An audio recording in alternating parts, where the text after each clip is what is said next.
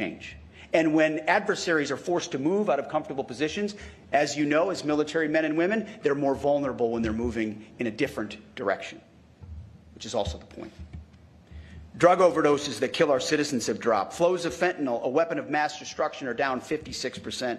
We will continue to destroy these threats. In January, U.S. forces raided and arrested the most dangerous house and the most dangerous compound inside the most fortified fort in the capital city of Caracas, of two indicted individuals, Nicolas Maduro and his wife, fugitives of U.S. law. Operation Absolute Resolve showed the bravery of America's best, our warfighters. Nobody can do what the United States of America can do. It's not even close. President Trump has shown what is possible when you reject the status quo delusion that threats to our homeland and our hemisphere are somehow secondary. America is prepared to take on these threats and go on the offense alone if necessary. However, it is our preference, and it is the goal of this conference, that in the interest of this neighborhood, we all do it together with you, with our neighbors and with our allies who are eager and willing and capable. To do this, to work together, we must first acknowledge what was lost and then understand what needs to be restored. All the nations represented in this room are offsprings of Western civilization. Our nations are and always will be united by our heritage, our history, and geography in this new world. We share the same interests. And because of this, we face an essential test: whether our nations will be and remain Western nations with distinct characteristics, Christian nations under God. Proud of our shared heritage, with strong borders and prosperous people, ruled not by violence and chaos, but by law, order, and common sense. Or whether we are permanently torn apart by something else, led astray by competing forces, radical narco-communism and anarcho-tyranny, which threaten our people, borders, and sovereign lands in the name of a false sovereignty or a false peace. Uncontrolled mass migration, which overwhelms domestic resources intended for deserving citizens and drives unchecked crime and unchecked violence. Or the belief in so-called globalism that seeks to erase our distinct national identities in the name of tolerance, erase our borders in the name of compassion, and erase our warrior ethos and that which makes us strong in the name of so-called diversity and political correctness. One of the dumbest phrases in military history, which used to be echoed from the former Defense Department in the previous administration, they would say it over and over and over again, was, "Our diversity is our strength." It's the single dumbest phrase in military history. Because what is our strength is our unity. Our strength is in our shared purpose, in the training we do together, the capabilities we have to do, we can do together. In our context, the Constitution we swear an oath to defend together, the uniform we wear together. That is our strength. We reject other notions and offer a new choice. We must defend our national interest and restore our national identities. Otherwise, the outcome is the same. Our hemisphere will be poorer, more dangerous, and weaker. This matters not because we seek to preach to you about culture wars or ideologies, or to tell you how to run your countries. We're not here to tell you how to run your countries. Instead, it matters how we assess the threats facing us and the choices that we make on how to overcome them. That is what will define our destiny. President Trump understands that today's threats to border security and key terrain in our hemisphere are existential questions for our nation and for all of yours. When adversaries conduct incursions in this hemisphere, off the coast of a U.S. state, Alaska, or off the coast of Greenland, or in the Gulf of America, or the Caribbean, that is a direct threat to the United States homeland and to peace in this hemisphere. When adversaries control ports or infrastructure along strategic choke points for U.S. and hemispheric trade, such as the Panama Canal, or install military facilities just miles off our shore, that is a threat to the United States homeland and peace to this hemisphere. When terrorist killers and cartels capture strategic infrastructure, resources and entire towns or cities close to U.S. borders and U.S. shores, or profit from mass illegal migration, that is a threat to the United States homeland and a threat to all of you as well, to the Americas. The same adversaries that threaten our shared heritage threaten our shared geography as well. They seek to displace the historic North-South relationship that we've always shared with some sort of a new global South that excludes the United States and other Western nations, but includes non-Western powers and other adversaries. The answer to our challenge is not to ignore our geography in the name of global interests, but to embrace our shared geography in the name of national interests. That is why President Trump has drawn a new strategic map from Greenland to the Gulf of America to the Panama Canal and its surrounding countries. At the Department of War, we call this strategic map the Greater North America. Why? Because every sovereign nation and territory north of the equator, from Greenland to Ecuador and from Alaska to Guyana, is not part of the global South. It is our immediate security perimeter in this great neighborhood that we all live in. Each one of these countries border either the North Atlantic or the North Pacific. Each one of these countries sits north of the two basic geographic barriers that exist in this region, the Amazon and the Andes Mountains. This is basic geography that we don't teach in schools as much as we should. And it restores our North-South relations, and we must get it right. In the North, the United States must enhance posture and presence in cooperation with you and our sovereign partners to defend our shared immediate security perimeter. In the South, meaning south of the equator, the other side of this great neighborhood, we will strengthen partnerships through increased burden sharing. This will enable you to take your greater role to defend the South Atlantic and the South Pacific, and to secure critical infrastructure and resources in partnership with us and other Western nations. This is what we did in World War II, just like we sunk ships with torpedoes in World War II. At the Department of War, we called it the quarter sphere defense. And we will do this again. If we're serious about our national security, and if we prioritize geography, business as usual will not stand. This means that for every country in this hemisphere, border security must be your top priority.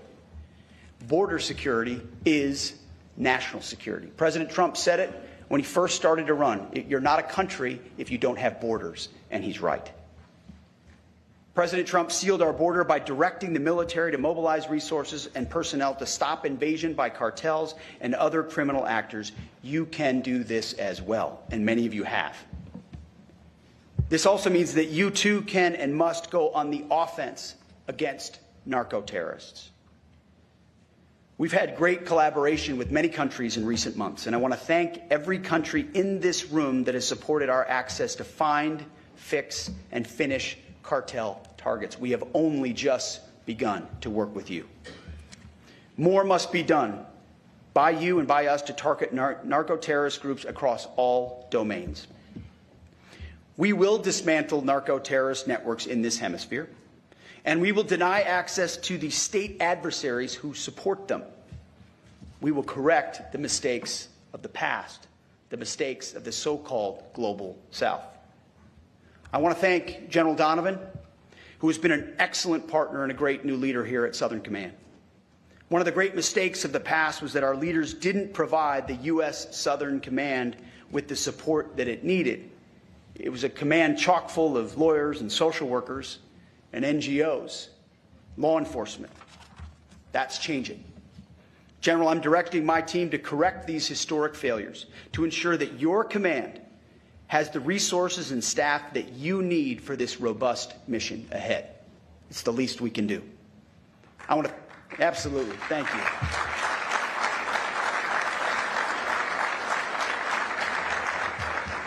It's about time. But it's not just us at the Department of War, and it's not just Southern Command. This is across the Trump administration. This is across the Department of War as well.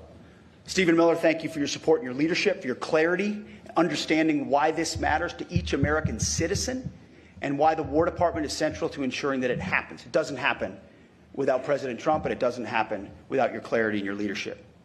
I want to thank General Nordhaus as well for your support at every level. There's so many to thank. I see Corey Lewandowski here from the Department of Homeland Security. It doesn't happen without the Department of Homeland Security.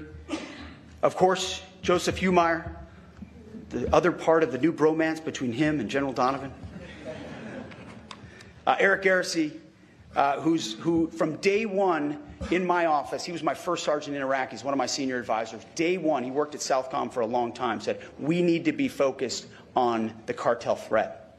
And he built a team to help put us in that direction, a lot of which manifests to this day. Patrick Weaver, Phil Hegseth, who I happen to know, and Ricky Berea, my chief, for doing a great job putting this together. Tony Salisbury, thank you. So many folks that every single day in Washington, I hope you know, are working hard to run as fast as you are, to stand alongside you in this mission. This is not a conference with flags so we can pat ourselves on the back.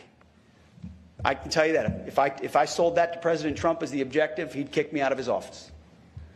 This is an operational conference to bring our countries more closely together to achieve a shared objective and do so aggressively. This is not a one-way street. Every partner in this region has to do more and invest more in your security as well. We, like you, want a hemisphere of sovereign, secure, and prosperous nations. We, like you, want what another great American president, Teddy Roosevelt, called the permanent peace on this hemisphere, and it will require action from all of us. You know, our schools used to teach American school children about our blessed history. Every child in grade school grew up knowing the remarkable story of this country. They knew that President James Monroe was once an orphan, that at a mere 16 years old, he had to look after his siblings. I've got an almost 16-year-old. He couldn't look after anything. It's remarkable. Well, that orphan grew to be not just one of the greatest presidents, but one of our greatest Americans. After his presidency, when his wife died and he became frail and ill with heart failure, but he still spoke about what he called our shared cause of liberty. Still talked about the toils and the perils of our war for independence. James Monroe, our 7th president, died on July 4th, the 4th of July, Independence Day, 1831, 50 years after 1776.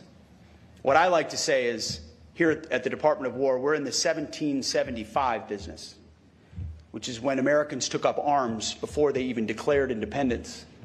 All of you are also in the 1775 business. Without the force of arms, without our militaries, we cannot keep our country safe. That's my responsibility, and it is yours. With Donald Trump in the Oval Office and with all of you here, we can still realize that long ago dream of James Monroe in our time. We will make the Americas great again. Thank you, and God bless you.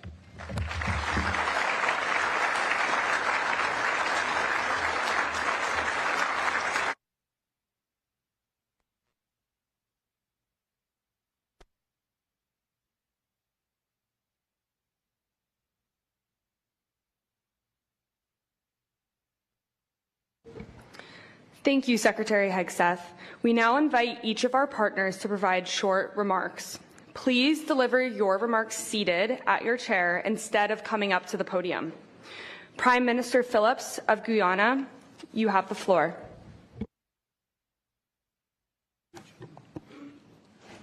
Thank you. I thank the government of the United States of America and the Honorable Secretary of War, Pete Hegseth, for convening this inaugural Americas Counter Cartel Conference and for the invitation extended to Guyana. Guyana and the United States share a strong and expanding strategic partnership built on mutual trust and robust defense and security cooperation. Through capacity building, joint exercises, and policy and technical engagements, our countries have worked closely together to combat narco-trafficking and other forms of transnational crime. The transnational activities of cartels, gangs, and other criminal actors threaten regional peace and security. These networks undermine the rule of law, weaken institutions, and threaten the safety and economic well-being of our citizens. For countries like Guyana, located along important maritime and regional transit corridors, addressing narco-trafficking and narco-terrorism requires strong cooperation among our nations. These threats demand coordinated intelligence sharing, enhanced operational cooperation, and strengthened defense capabilities across the hemisphere, and to continue to respect the sovereignty and territorial integrity of every state. As our region continues to grow economically and strategically, it is also essential that we work together to protect critical infrastructure, strengthen national institutions, and enhance our resilience to evolving security threats. Through deeper cooperation and partnership, we can ensure that our hemisphere remains safe, secure, and a true zone of peace. Guyana welcomes the adoption of the Joint Security Declaration of this conference and looks forward to joining the coalition to combat narco-terrorism. The government of Guyana remains committed to being a reliable and active partner in advancing the security and stability of the Western Hemisphere. Thank you very much.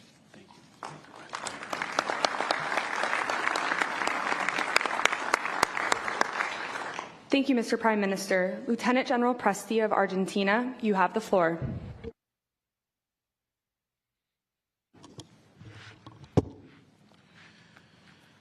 Señor Secretario de Guerra, señor General, autoridades aquí presentes, antes de comenzar, before I begin, quiero expresar I want to nuestro respeto mention por our los respect militares for de Estados to Unidos de América the American que military recientemente who perdieron la recently vida lost en their combate, lives in cumpliendo combat, con su deber.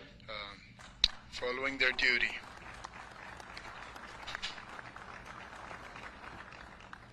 Sirvieron a su They país con served honor. their country with honor. Argentina honra su Argentina sacrificio honors y their acompaña a su sacrifice familia. and feels for their Igualmente families. también con el accidente Likewise, que ha tenido with la the Fuerza accident Aérea de that the Bolivia, Bolivian hermano, Air Force, nuestras condolencias. brethren country, Vengo our en nombre condolences. del I come here presidente de in la the nación name of argentina, the President of the nuestro Argentinian comandante en nation, jefe de las Fuerzas our Armadas, Commander-in-Chief of nuestro our armed líder, forces, our leader, Javier Milei, Javier Milei, para reafirmar el to compromiso reaffirm our de la commitment, República the commitment Argentina of the Argentinian con la Republic seguridad with the y la safety estabilidad and de the nuestro stability hemisferio. of our hemisphere. Los estados del continente The states enfrentamos of this amenazas continent de naturaleza confront similar, similar aunque en threats, distinta intensidad, maybe in que different afectan a intensity, nuestros which ciudadanos, affect our citizens, a nuestros bienes, our a property, nuestros recursos our estratégicos strategic y a resources, nuestras infraestructuras críticas. and our critical infrastructures. Frente a estos desafíos, la defensa Before these constituye challenges, una función defense is indispensable a y central del Estado. central function of the state. La Argentina ocupa un lugar clave Argentina en has el a extremo sur de key nuestro place continente. in the southern part of our Somos un eje continent. natural de proyección We are a natural hacia el axis of Atlántico Sur y projection hacia el towards Antártico, South Atlantic and the Antarctic, y un actor con and incidencia an actor directa with direct en las cadenas de incidence suministro in globales the world, a partir de nuestros recursos the estratégicos global y commerce, nuestra capacidad both productiva. because of our strategic resources Esta and our posición nos sitúa and our como ability un nodo to relevante produce. dentro de la This is a arquitectura relevant de seguridad position within regional the y seguridad regional global, safety con and la security responsabilidad architecture de and contribuir globally, a with la the estabilidad responsibility to del sistema contribute to the americano. stability of the full American system. El eje central de nuestra política de Our defensa central es el axis of our desarrollo del defense capital policy humano. is development Y la of human capital incorporación and inteligente an de intelligent innovación incorporation of technological Esa integración innovation. nos permite construir This integration allows us to build modern armed forces, agile armed forces, and prepare armed forces to bring stability previsibility and cooperation in an effective international way in the regional area. Thank you. Thank you, sir. Minister Monroe of the Bahamas, you have the floor. Good morning, Excellencies.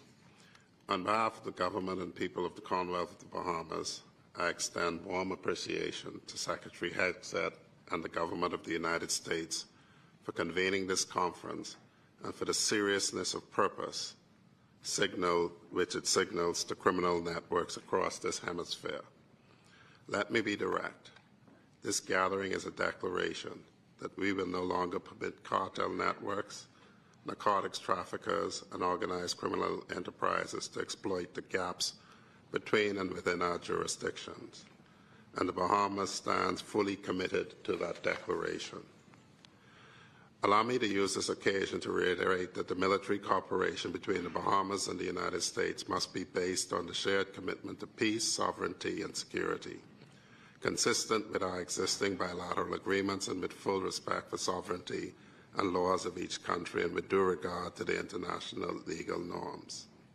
The Bahamas intends to work closely with the United States Department of War in expanding joint military cooperation, recognizing the shared responsibility for regional security and stability. The Bahamas welcomes closer collaboration on military-to-military efforts regarding border security, counter-narcotics, interoperability, and intelligence sharing. The disparity between the scale of our security responsibility and our resource capacity is significant, and it is not sustainable. Our vast maritime domain requires continuous aerial and maritime patrols. Our surveillance infrastructure requires sustained capital investment, and our security personnel require advanced training in counter-narcotics, counter-trafficking, and cyber defense. The concept of peace through strength carries enduring resonances, and if we are candid, enduring misapplications. For a small state like the Bahamas, it is not about arsenal size. It is about integrity of our institutions, the credibility of our courts, and the depths of our partnerships. Hence, peace through strength, as we understand it, is not unilateral. It is collective. It rests on the recognition that hemispheric security is indivisible, that what weakens Nassau ultimately weakens Miami, that instability in Port-au-Prince reaches Nassau long before it reaches Washington, and that small states on the front line of transnational crime deserve genuine partners, not conditional patrons. Let me close by stating the Bahamas' commitment and expectation with directness this forum warrants. The Bahamas will continue to operate as a frontline maritime security partner, disrupting narcotics trafficking routes, denying criminal networks the use of our waters and airspace, and contributing meaningfully to the security architecture of this hemisphere. The Bahamas brings to this partnership something no defense budget can manufacture: geography, institutional commitment, and a track record of cooperation spanning more than 4 decades. We ask only what we give: genuine partnership grounded in mutual respect and shared responsibility. The Americas either secures itself collectively or it fails collectively. The Commonwealth of the Bahamas has chosen collective security, and we invite every partner assembled here to meet that commitment with equal resolve, equal investment, and equal determination. Thank you.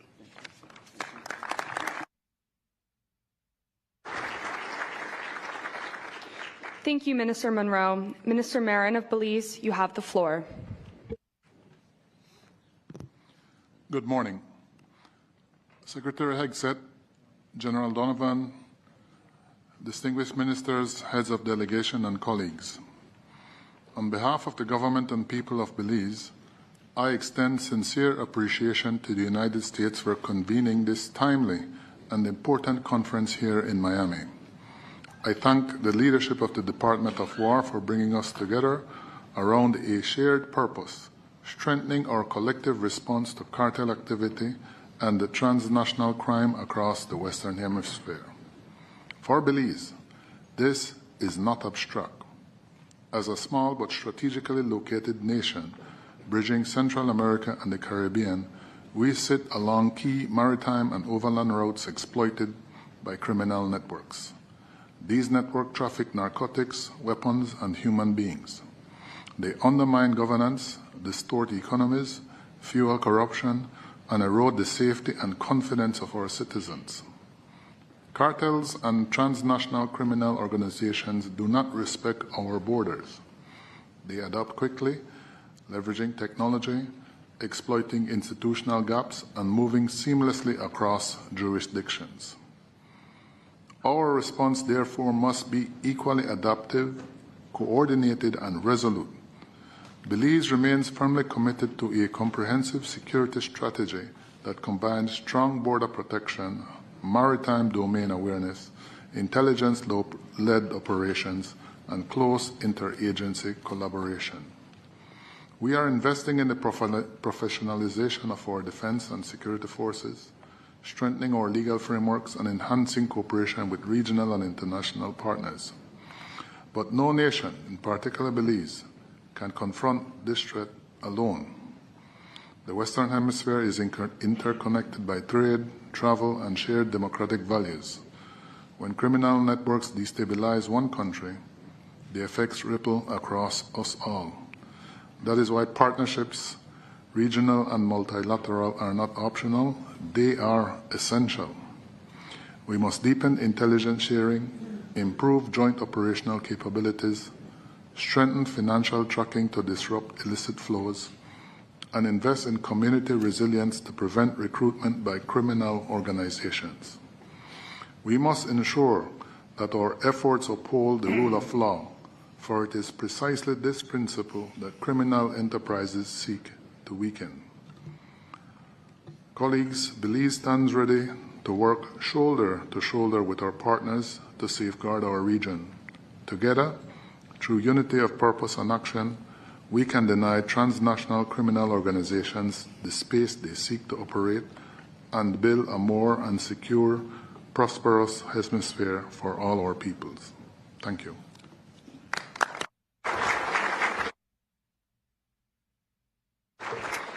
Thank you, Minister Marin. Minister Salinas of Bolivia, you have the floor. Thank you. Señor Secretario de Guerra Hegseth, señor Comandante del Comando Sur General Donovan. Good morning. Good morning to the present authorities and to the delegates and colleagues from different countries. Bolivia comes to this forum fully conscious of the emergent threats that challenge the stability in our region, generating even tensions and instability between brethren countries with a permanent hybrid war situation. We understand that the transnational crime has mutated towards forms of an actor, para-institutional, operating with impunity through the borders, which until now have been porous, eroding effective sovereignty of our states. Before this challenge, Bolivia proposes the consolidation of a integral security. We want to establish mutual trust and combined actions with our neighbors and with the United States, aligning with the paradigm that security of one state is interdependent with that of its neighbors and allies. Our strategic geographical position with the syntheses where we have the Andes and the Amazon puts us in a critical place. We can allow transnational organized crime to use us as a hub for distribution and of substances, or we can transformation in a sovereign hub that distributes information and security for the whole hemisphere. To reach this objective, my country is working with investment in the development of a integral system for surveillance, which integrates satellites, drones, radars, and radar data. This is our first strategy to close our borders, those which the organized crime has exploited, and fundamentally in order to control the gray areas which have constituted in our state after 20 years of deinstitutionalization. We understand that modern defense requires a multi-domain focus, since current threats exert a control not only of the physical space, but also in the virtual space and the cognitive space. It's the virtual and cognitive space where organized crime, especially transnational, has one of its most dangerous battles, affecting the locals, using them to exploit them, to use them for their ends. Our determination is clear. We want the action of the Bolivian state to attack the strategic nuclei of organized crime, reducing to the maximum any collateral damage. Nevertheless, to reach the due precision levels of technology, strategy, and decisional superiority that this mission requires, we need the active cooperation of our neighbors and allies in order to improve our operational capabilities. Bolivia is ready to assume its role as an axis of stability in the heart of South America, protecting our strategic resources and guaranteeing that law and sovereignty will prevail over criminal elements. Thank you. Thank you, Minister Salinas. Mr. Barros of Chile, you have the floor. Thanks. Good morning. Thanks, Secretary Hegseth and General Donovan, and thanks to all of them who had created the initiative of this great meeting. It's great to see the government of the United States of America leading the war against cartels, illegal immigration, and many social diseases our countries are suffering today. Let me respectfully say, welcome back. It's very good for us to see we have the States back again. And this conference and this meeting, and we are getting together, we are joining because there's a great threat in cartels and other criminals. Why? Because they hurt our societies. They create poverty, they create pain, they create weakness in our countries. They act against the law. That's a great issue. That's why we go against them. It's against the law approved democratically in our nations, in accordance with our sovereignty and the power and the decision of the people. And our governments are forced to defend the law, the rule of law. It's because the law of civilized nations, we will join and work together to end the pandemic of the cartels and all the criminal actions are associated to them.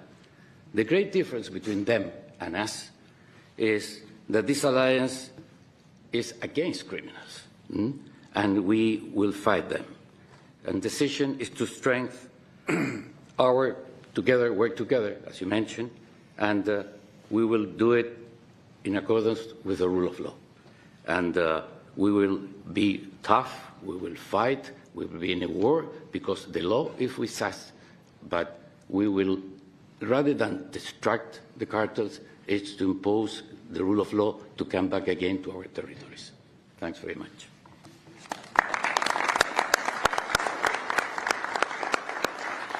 Thank you, Mr. Barros. Minister Zamora of Costa Rica, you have the floor. Me circunscribo a las palabras I want to extend my thanks to everyone. As my colleagues have said, we are thankful that the doctrine of the United States of the year 2026 gives priority to this continent because, Mr. Hegseth, you come in the moment that the Americas really need the support of the United States.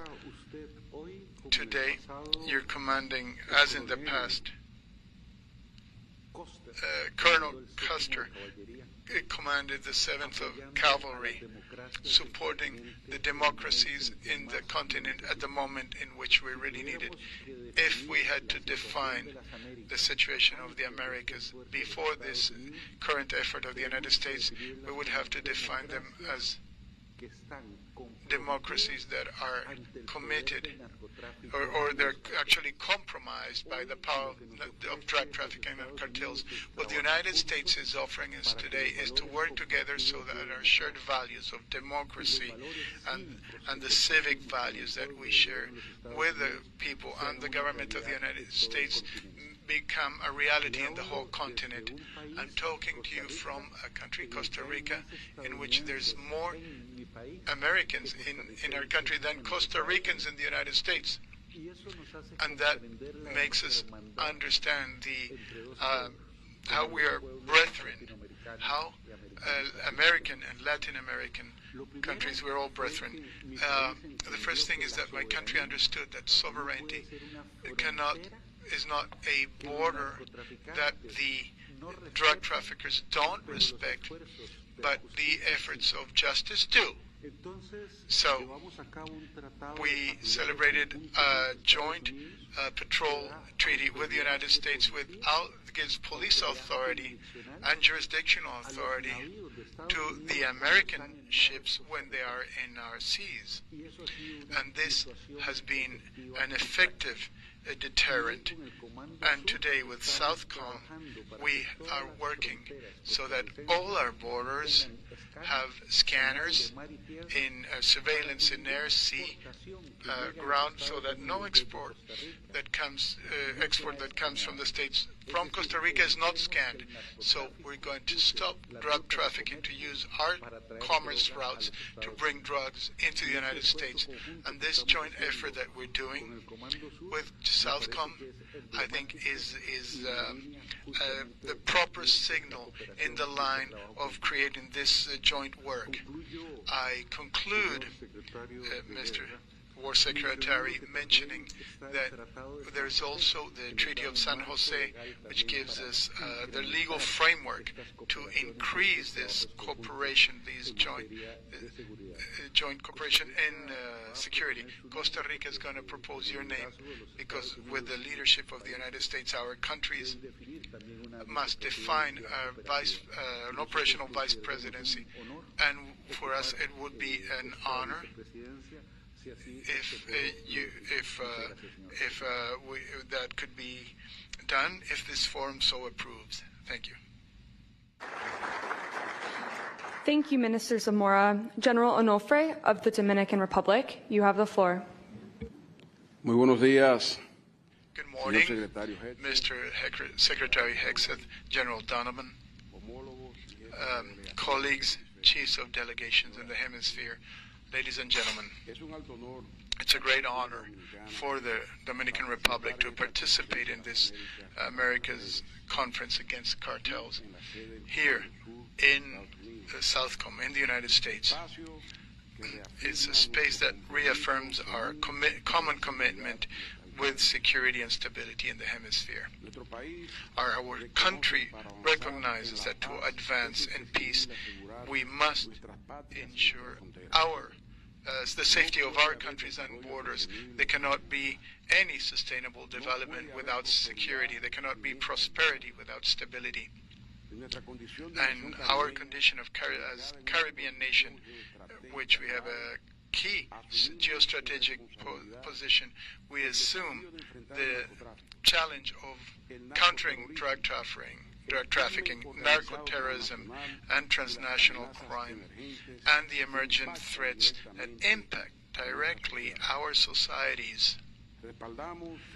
We support this joint security declaration or statement oriented to increase multinational cooperation and strengthen our efforts in border security, protect critical infrastructure, and consolidate our cyber defense capabilities. These challenges do not recognize borders.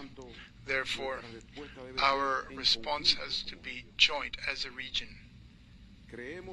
We believe in promoting peace through the legitimate force of the state and in the strategic cooperation between allied nations.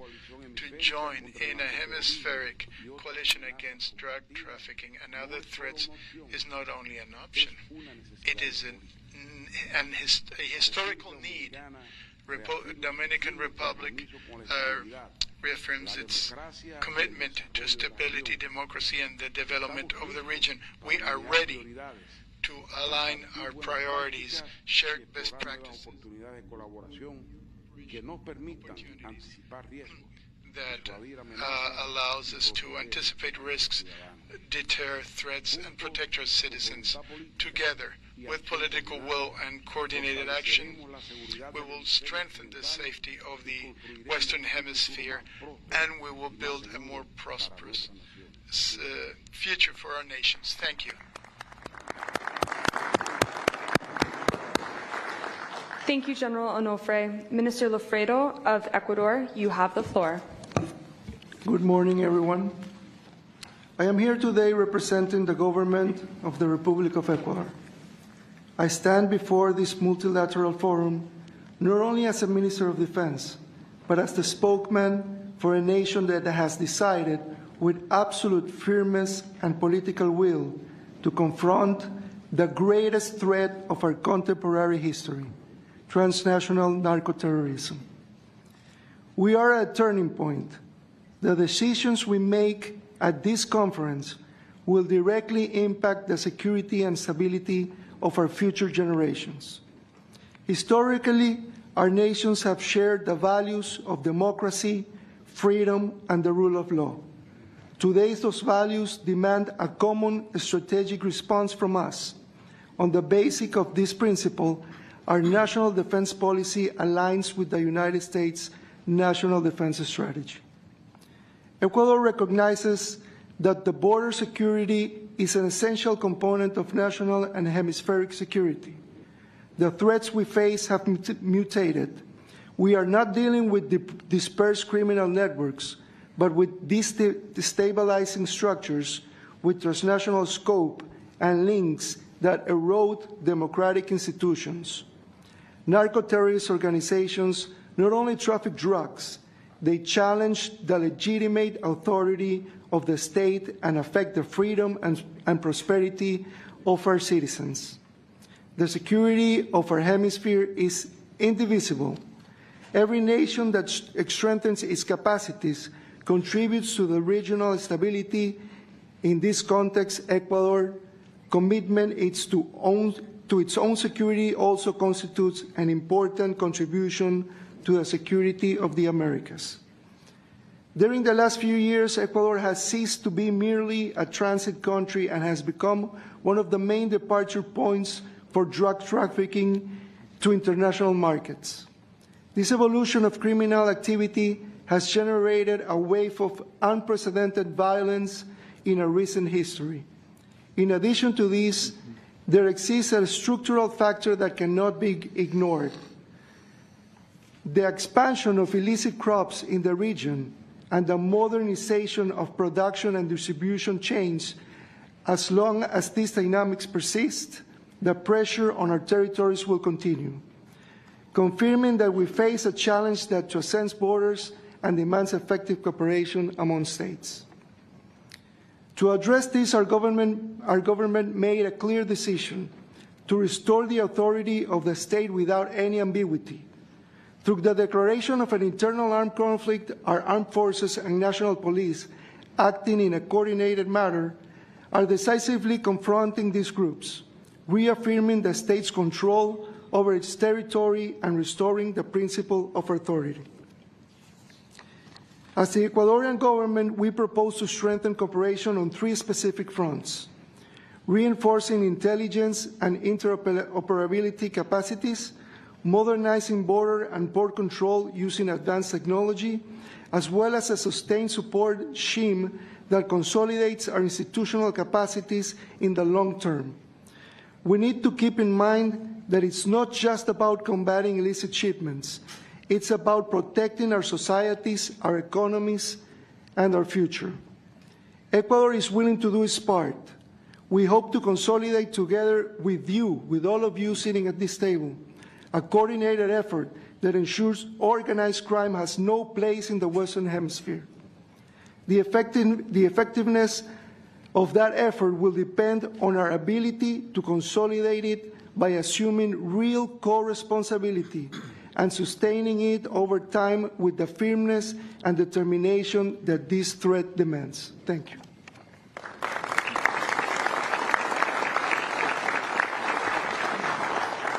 Thank you, Minister Lafredo. Minister Marino of El Salvador, you have the floor. Señor Secretario de Guerra Pete Hegseth, Pete Hegseth, Mr. General Donovan, Commander of Southern Command, staff members of the United States,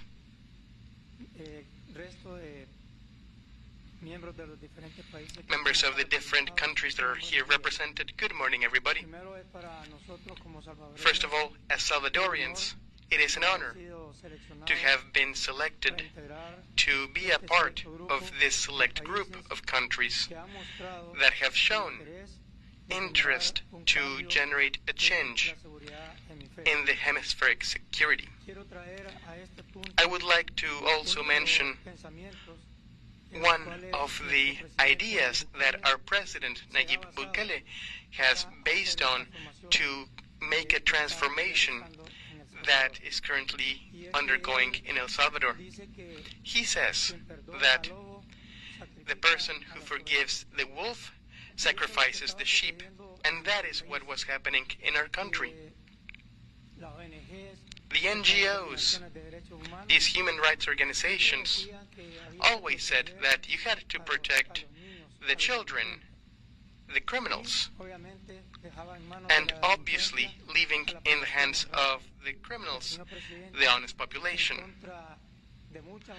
Mr. President, against the opinions of international groups, even decided to use the armed forces to fight the threat that we had, that was prevailing at the time, that was the gangs, and gave us the order to integrate to the civil national police in order to resolve this problem. And in a short while, he transformed President Bukele, El Salvador, from being the homicide capital, the most dangerous country in the world, to become the safest country of the Western Hemisphere. One of the operational lines of President Nayib Bukele since the beginning, when we executed the territorial control plan, was fighting drug trafficking. And while other countries hadn't started to do that work, we Salvadorians, with a small navy, with rather meager capacities compared to other countries, would go out 1,000 miles to seize drugs. And this shows the willingness of our president, and also shows the theory, when put into practice, gives results. Recently, we had one of the biggest achievements in the fight against drug trafficking. That was the seizure of a multi-purpose ship, 54 meters long, loaded with 6.6 tons of cocaine, 380 miles from our coasts. To achieve this, we obviously have to admit and be thankful to the United States, the support that they gave us, that allows us to train alongside their elite forces. In the visit that our president made last year to the White House, that I had the chance to visit the Pentagon, we made some requests to you, Secretary, and we asked you to send us another Special Forces team of the SEALs to train with our tridents. And you agreed to that. And we have been training together, and the results are being reflected in these last seizures that we've done. As Salvadorians, we would like to tell everybody present here that Salvadorian willpower is there to help all of the other countries that may need perhaps some guidance or perhaps some sharing of our experiences, because honestly, to transform a country from being the most dangerous country in the world to the safest one in the hemisphere, it has not been an easy task. But it also reflects one of the concepts that our president maintains, that is, that the state cannot be weaker than crime. And when crime takes over a state, it's because its government officers are not incapacitated to fight them because they are corrupt. And I would like to reiterate the support of El Salvador government in this effort. We are glad that you are reinstating the Monroe Doctrine. We think that the safety of each one of the countries contributes to the safety of our entire continent, and thus the individual safety of every country. Thank you.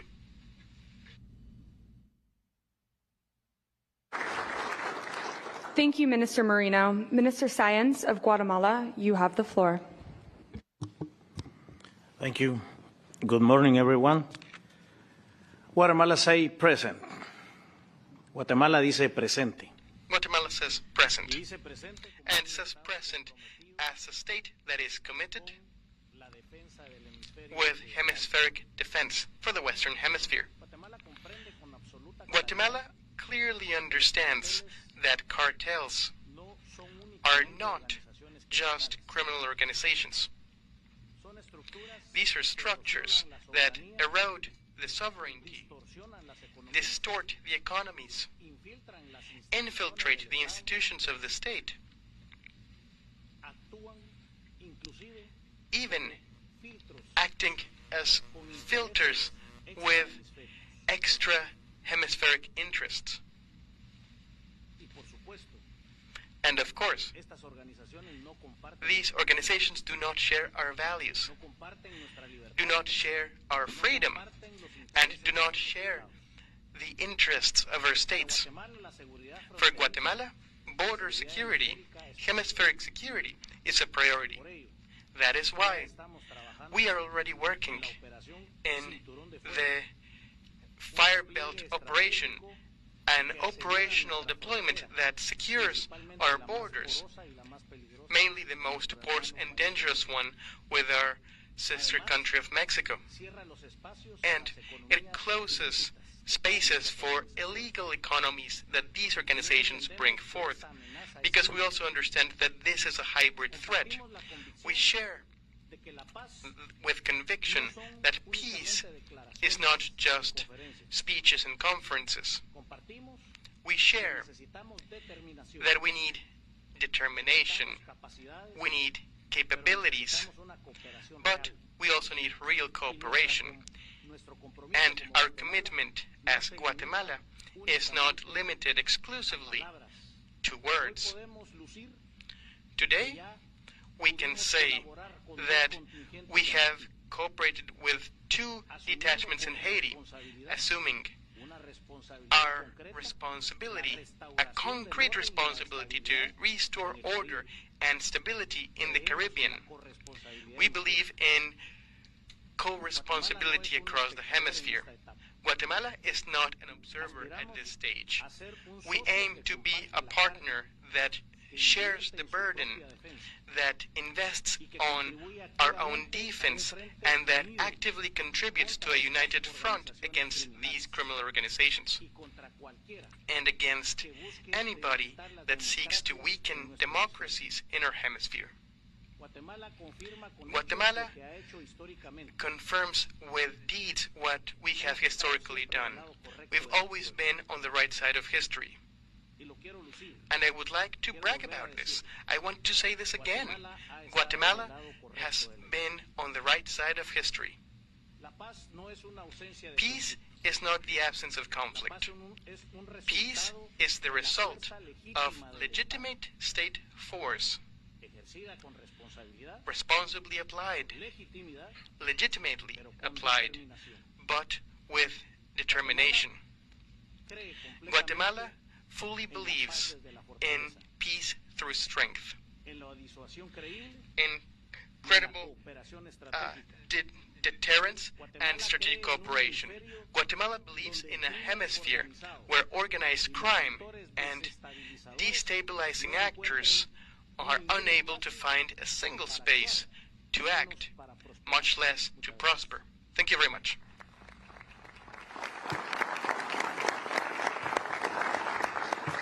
Thank you, Minister Sayans. As a reminder to our partners, please try to limit your remarks to 2 to 3 minutes so we can stay on time. Thank you very much. Secretary Rodriguez of Honduras, you have the floor. Good morning. On behalf of the President Aspura, the State of Honduras, and the Armed Forces, we would like to express our sincere gratitude for the invitation to participate in this important conference. This forum reaffirms a reality we all recognize. The fight against cartels and transnational organized crime cannot be addressed in isolation. It is a hemispheric threat that requires joint response, permanent cooperation, and a shared strategic vision. Honduras occupies a key geographic position in the continent, which has been exploited by criminal organizations using our territory as a corridor for illicit activities. In light of this reality, the new government has made a firm commitment to strengthen its operations and actively contribute to regional security. Today, this morning, we are here to reaffirm our commitment to work alongside our allies, friends, and neighbors. Through regional cooperation, sharing strategic information, and coordinating efforts to actively confront criminal organizations that threaten democracy. Honduras will continue to fulfill its responsibility with determination and with the firm's political will to maintain peace and security on the Americas. Thank you so much. Muchas gracias.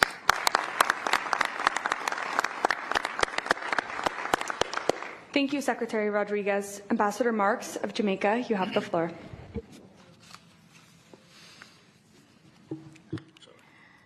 Thank you. Honorable Pete Hegseth, General Francis Donovan, Mr. Stephen Miller, colleagues, ladies and gentlemen, thank you for this opportunity to be here this morning. I bring remarks on behalf of the government of Jamaica, and particularly our Prime Minister and Minister of Defense, Dr. Andrew Holness. But, Mr. Secretary, before I get into the remarks, I must tell you that back in December, when I met what I now call your crack team of Mr. Humir, advisors Weaver and Hegseth, I thought we were going to be having the usual committees and white papers. So today, having this meeting in such a short time is very commendable, and especially in light of what is happening all over the globe. To see you here, it conveys more than anything that you could say of your intention to be serious about the threats confronting our hemisphere. Thank you. Jamaica and the United States of America share a special relationship characterized by decades of strong bonds of friendship, development, and trade cooperation. This year, our countries will commemorate 64 years since the establishment of diplomatic relations. Jamaica's participation in this Americas Counter Cartel Conference is an extension of the strong relationship that exists between the United States and Jamaica. Transnational organized crime poses one of the most significant threats to Jamaica and the peace of our citizens and visitors. These threat actors leverage criminal networks transcending national borders with connecting nodes across the Americas that extend even beyond the Western Hemisphere. The vectors that facilitate narcotics trafficking by cartels and drug syndicates are the essential elements that link the movement of small arms and light weapons, money laundering, and trafficking of a range of other contraband. Jamaica sees it as crucial to support a regional counter-narcotics thrust as the country's recognition of the dangers that transnational organized crime groups bring to domestic security, law enforcement, and peace. Annually, Jamaica's security forces seize high volumes of cocaine. And in fact, in 2025 alone, the security forces seized over 1,200 illegal weapons because of the nexus between illicit drugs and guns trade in the region. These realities reflect a nexus between local drug pushers and gangs with external drug syndicates and transnational organized crime groups, which support the fact that these networks do not exist in a vacuum. Similarly, the counter-cartel efforts by nation states cannot take place in a vacuum. We acknowledge that this must be a collaborative effort, multi-agency, and across the wider region. So Jamaica, again, acknowledges the appreciation, the support of the United States in coming up with this coalition and also in supporting our own Plan Secure Jamaica. Through tangible commitments and collaboration with the USA, Jamaica has been able to reduce murders by over the past year by over 40%, a significant decline. And so before I conclude, I want to take a special moment as we're speaking about appreciation to acknowledge, Secretary, the support of the United States, and especially through the Southern Command during our recent Hurricane Melissa experience. Over a third of the country was destroyed. And when we needed a friend to be there, the United States was there. Your very quick action, your mobilization of support saved many lives. And we want to just take this opportunity also to thank you for being a friend, not only on paper, but when we needed you, you were there. And we are here to support what your bigger purpose and vision now for this region. So in concluding, Jamaica supports the expansion of cooperation to enhance security in the Americas, and we envision enhanced security cooperation for member states on countering the scourge of organized crime. Mr. Secretary, we thank you and your team for this transformative initiative, the Americas Counter Cartel Coalition, and we are happy to be a part of it. Thank you.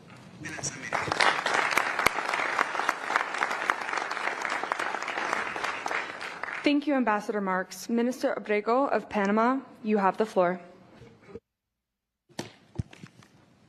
Sí, muy buenos días. Secretary Pete Hegseth. Secretary Peter Hegseth and General Frank Donovan, distinguished colleagues and representatives. It's an honor to refer myself to you in this international conference, which also reflects the fact that our current challenges go beyond our borders and require our cooperation. The convergence of leaders and experts here shows that we have a common vision to strengthen hemispheric cooperation, anticipate emerging risks, and consolidate capabilities that allow us to challenge these international threats that impact our stability and prosperity. We are within a dynamic strategic environment in which security is interconnected and multidimensional. So it requires more interoperability, shared information, and trust and shared responsibilities. Panama reaffirms its commitment to act against all the challenges in the hemisphere, supporting all initiatives that strengthen regional cooperation and help growth and sustainable development in our countries.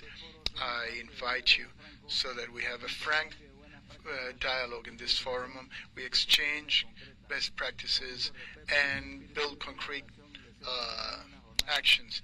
I wish we have a productive forum and that we get results. Thank you. Thank you, Minister Abrego. Minister Ramirez of Paraguay, you have the floor. Good morning. First of all, I would like to thank Secretary of War Pete Hegseth, the South Commander Frank Donovan, for convening and organizing this important meeting. Your team is quite interested in coordinating all those activities that we are developing here. Dear ministers, authorities, colleagues, really Paraguay is here because we share principles and values. And the leadership of the United States on this issue is quite important because those values are freedom, democracy, human rights, rule of law, and in God we trust. Paraguay appears also before this conference with a clear conviction. The fight against cartels and transnational organized crime is not only a security priority, but also an essential condition for development, democratic stability, and the prosperity of our nation. Under the leadership of President Santiago Peña, Paraguay has adopted a comprehensive and strategic approach embodied in the 2023-2028 Strategic Security Plan, which strengthens the operation capacity of the state, modernize our institution, and promote effective interagency coordination through the National Defense Council. The results are tangible. We have carried out large-scale operations, such as Operation Escudo Guaraní, disrupting drug trafficking, logistic networks, seizing illicit drugs, weapons and assets, and finally weakening the criminal organization. At the same time, we have strengthened territorial control, modernized our surveillance system, and reinforced the state's presence in vulnerable areas. Paraguay has also deepened its bilateral and regional cooperation, particularly with the United States. We approved yesterday in the Senate the SOFA agreement with the United States, and in the next week we have a law to start or restart our bilateral cooperation with the United States. But with our neighborhood is very important also our cooperation. And strategic partners recognizing that no nation can face alone threats that are transnational in nature. Coordination in intelligence sharing, joint operation, and institutional strengthening has been key to achieving effective results. We also reaffirm that security and development are inseparable. Combating organized crime requires not only operational fairness, but also investment in strong institutions, economic opportunities, and social cohesion. Paraguay remains committed to a hemispheric response grounded in shared responsibility, mutual trust, and respect for sovereignty. Only through sustained strategy and collective action will we be able to protect our society, to ensure a safer future for the Americas. Thank you so much.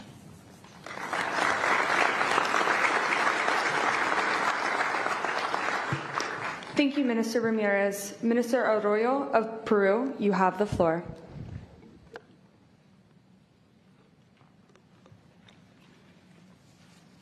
Señor Pete Hegseth. Mr. Pete Hegseth, Secretary of War of the United States of America. General Francis Donovan, Commander of Southcom of the United States of America. Ladies and gentlemen, Ministers of Defense of our countries of America. Ladies and gentlemen, members of different delegations of American countries. May you all have a very good day. It's an honor for me to be able to address you all and express that Peru is thankful for the invitation that the United States of America did to participate in this first conference of the Americas against cartels. My country values this important initiative, which will contribute to reinforce regional cooperation to counter in a coordinated way current threats which compromise the security, the stability, and the development of the American hemisphere. Peru gives priority to the solid relationship that it maintains with the United States in matters of security and defense. This is a priority that strengthens day to day. Peru is firmly committed with the fight against transnational criminal organizations. This is a complex phenomenon, and it's multidimensional. Drug trafficking, narco-terrorism, weapons illicit traffic, human slavery, illegal mining operate with structures that transcend borders. They use emerging technologies and they seek to debilitate democratic institutionality. These threats project simultaneously in land, maritime, air, and cyber domains, and this requires integral and coordinated responses. For Peru, the fight against drug trafficking constitutes a strategic priority. Since we're one of the biggest world producers of coca leaf and cocaine, we have the impact of these illicit economies against public safety, the environment, and the most vulnerable populations. Our historic experience has shown the way that terrorism and drug trafficking work together.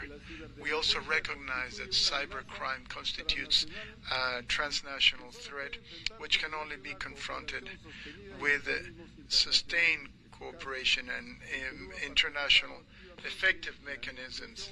Peru has worked actively in negotiating a subscription, the UN Convention Against Cyber Crime, and therefore committing to preventing and sanctioning these conducts, as well as strengthening the mechanisms of international cooperation against emerging digital threats.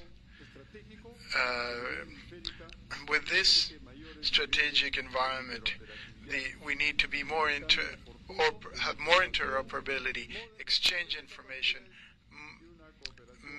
improve our capabilities, and have mutual trust and respect to the sovereignty of states.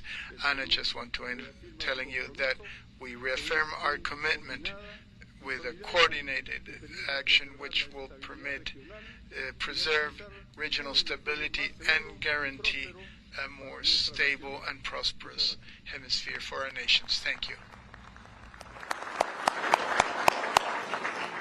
Thank you, Minister Arroyo. Minister Sturge of Trinidad and Tobago, you have the floor. Thank you. Secretary Hegseth, General Donovan, thank you. I would first like to bring greetings from the Prime Minister of Trinidad and Tobago, the Honorable Kamala Persad-Bissessar, and to thank you for the invitation you have extended to us to attend this Counter Cartel Conference. We appreciate the solemnity of the occasion and we are grateful for it. For many years, Trinidad and Tobago's geopolitical position was a blessing as a gateway connecting South America to the Caribbean and beyond. But that blessing has become a burden, as in recent times we found ourselves at the mercy of powerful drug cartels and criminal networks engaged in narco-trafficking, firearms trafficking, and human trafficking. Trinidad and Tobago stands with the United States and our partners in confronting these cartels and transnational criminal organizations in our neck of the woods. We are not observers in this fight. We are on the front line with you. We have lost law enforcement officers in this fight, including one of our sailors during the interception of a semi-submersible which was transporting a couple tons of cocaine. We have lost thousands of citizens over the last 2 decades to violent crime, fueled mainly by the actions of the new narco-terror networks. But our economic fortunes have changed, subjecting us to severe structural constraints which hinder us from delivering the appropriate level of border security needed. Because we once classified as high income earning, and because of our GDP, that classification turns out to now be strategically misleading and thus limits our ability to access critical security assistance, donations of equipment, and other resources. This at a time when our borders are critically exposed, leaving us at a critical disadvantage as we face off with sophisticated and well-financed narco-traffickers who move their goods northwards into your neighborhoods and onto your streets, into your homes, and bringing destruction to your youth. If we are to deliver effectively as the security anchor in the Southern Caribbean, we require assets that would equip us with the capability to disrupt the cartels in the transshipment corridors and to protect our shared economic interests in the energy sector. Every shipment intercepted in our waters is one that would never reach your streets. Again, permit me to underscore our commitment that we stand ready. Our personnel are highly trained and our doctrine aligns with yours. We require assets in the interim that would enhance our maritime domain awareness, as well as enable us to carry out targeted reinforcement that would serve both our interests and would deliver immediate hemispheric benefits. Our government is dedicated and ready to shoulder our responsibility, and once proportionally equipped to the expectations placed upon us, we will deliver results. I thank you.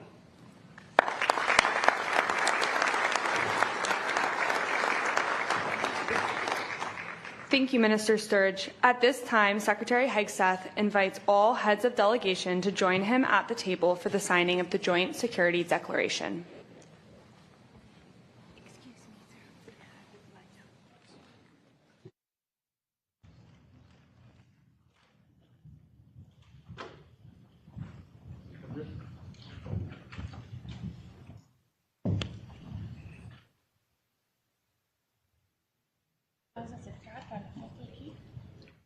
Un poquito más cerca si quieres. ¿Más cerca? Sí, para la foto.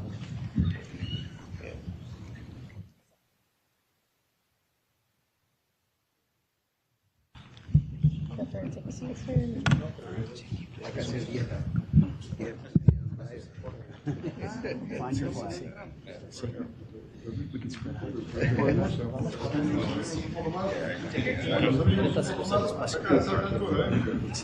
Make room for the Prime Minister.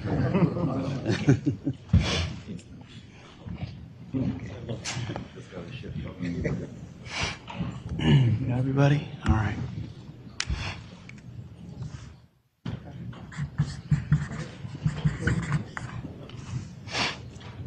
Thank you.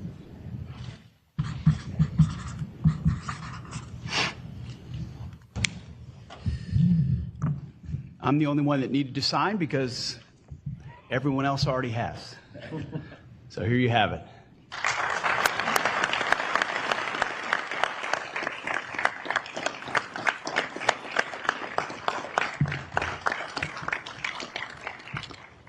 America's Counter Cartel Conference Joint Security Declaration, affirming our relationships, respecting sovereignty, recognizing the strategic importance of this hemisphere, and declaring our intent to expand multilateral and bilateral cooperation to enhance security in the hemisphere, to cooperate on whole-of-government efforts on border security, countering narco-terrorism and trafficking, securing critical infrastructure, and other areas to be determined, advancing peace through strength, as was so eloquently said by so many speakers here.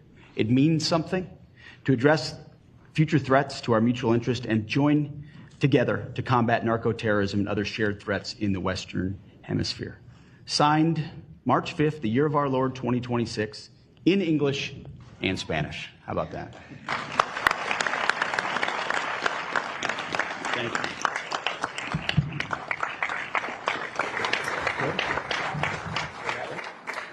We will now have a 10-minute break. Breakout sessions will begin promptly at 11:15.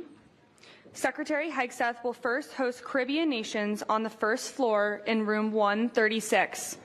Central American and South American nations will begin with counter-narcotics and cyber breakout discussions on the second floor. As a reminder, heads of delegation and no more than 2 advisors of their choosing are invited to attend these sessions.